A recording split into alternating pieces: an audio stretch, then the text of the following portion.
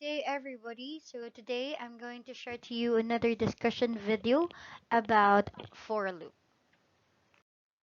The for loop is a pretest loop that executes zero or more times, useful for counter controlled loop. So when you say counter controlled loop, which is also known as definite repetition loop, since the number of iterations here is known before the loop will begin or execute, the counter control loop has three components. First, you need to have the counter variable, right? Or it means you have a controlled variable. And next, you need to have the increment or decrement value by which it allows the controlled variable will be modified at each iteration that you have in a counter controlled loop, and the loop terminating condition that checks if looping should continue or not. Since the counter-controlled loop is controlled by a counter variable or a variable that controls the looping. At each iteration, counter value will increase or decrease with a definite value or and the condition will be checked. So the number of loop execution becomes definite. So any task involving definite iteration can be solved using a countered controlled loop. For example, your for loop. So one example of a problem for counter controlled loop, such like you are trying to show or display the first 10 natural numbers. Okay, so your looping is up to 10 now. So that's a definite um, repetition loop because you know that it will stop after the 10th repetition or loop. Now here, this is the format for loop. You need to have your for. This is for, the word for in small letters. This is a keyword again, open parenthesis, the initialization of your variable, and then the test here is the condition, and then the update here, it's either be increment or decrement by a certain value, or you make use of the increment and decrement symbol, and then open parenthesis, one more statements one or more statements here inside this parenthesis. So you don't need to put semicolon for this part here and also this part. This is the mechanic for loop. So first thing that you need to do is, of course, you need to write the for, right, in small letter, open parenthesis. For this parenthesis, the first step is to perform the initialization expression. So you need to have count is equal to 1. So here, you just simply initialize a certain variable to a certain value. So you have count is equal to 1. Then you need to write semicolon, and then this part here is the test part or test expression or the conditions that you have in this loop. So you have count is less than or equal to 5. So if it's true, it will go to step 3. Otherwise, it will terminate the looping. So you have to go, if it's true, it will go here on step 3. So it will execute the body inside this open and close bracket, and then after that, it will proceed to step 4. It will perform the update expression, then go back to step 2. So it will here increment or decrement the value, right? It will add 1 or it will subtract 1. It depends on what update expression that you have here, right? And then go back to step 2 again. So if we have 1 here, as you can see, that's the current value of count, is 1 less than or equal to 5. That's true. If it's true, it will display hello, right? Then after that, it will proceed to update, right?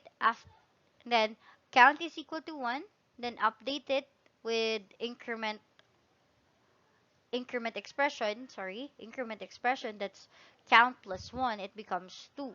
So after that, it will go back to step 2 again. Is 2 less than or equal to 5? That's true. If it's true, it will display hello. And then after that, update nimo si count, which is count now is equal to 3 because from 2 increment it by 1, that's 3. So is 3 less than or equal to 5? That's true. If it's true, it will go to here, hello. It will display hello, then update. Now 3 becomes 4. Is 4 less than or equal to 5? Right? That's true. If it's true, it will display hello.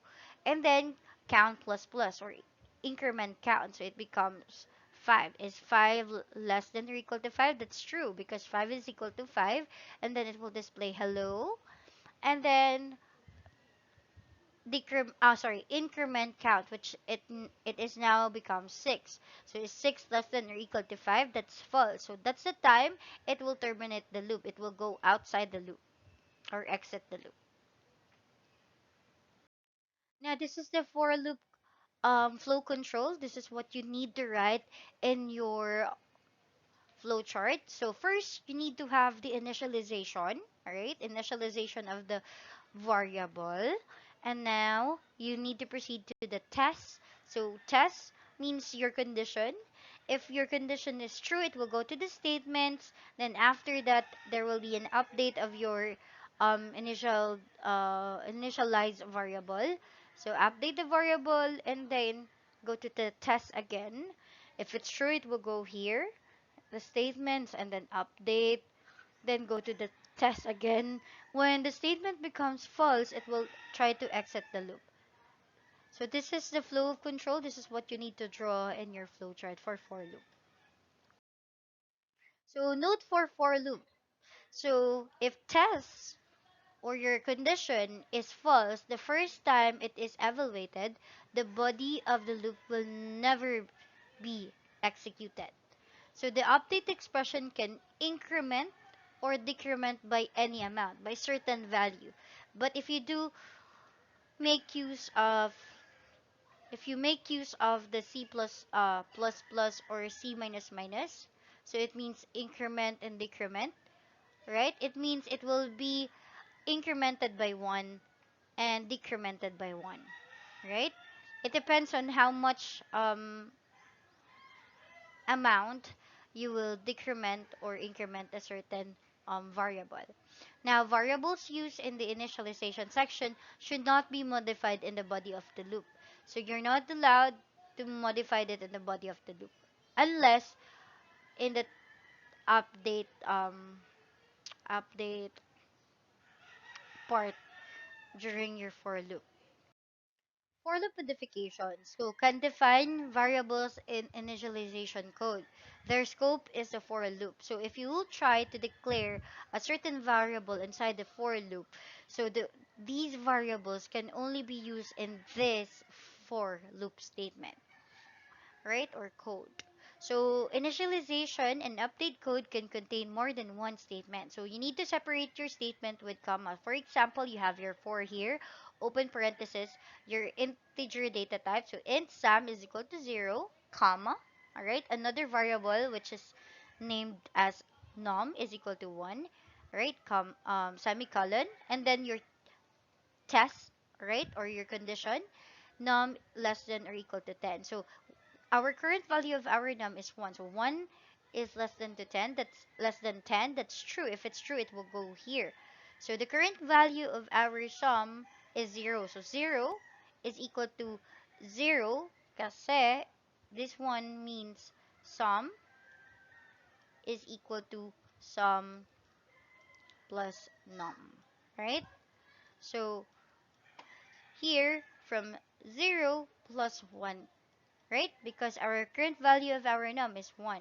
So now sum becomes 3, right?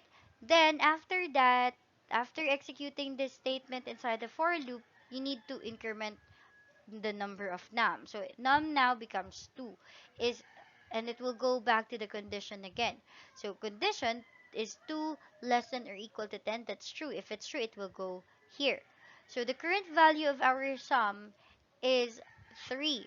So plus num, which is in the value is 2 plus 2 is equal to 5. 3 plus 2 is equal to 5. So sum now is equal to 5, right? Then update num. So from 2, it becomes 3, and so on and so forth until our condition here becomes false. And now that's the time it will exit this loop. More for loop modification, but these modifications are not recommended, but you can still do it.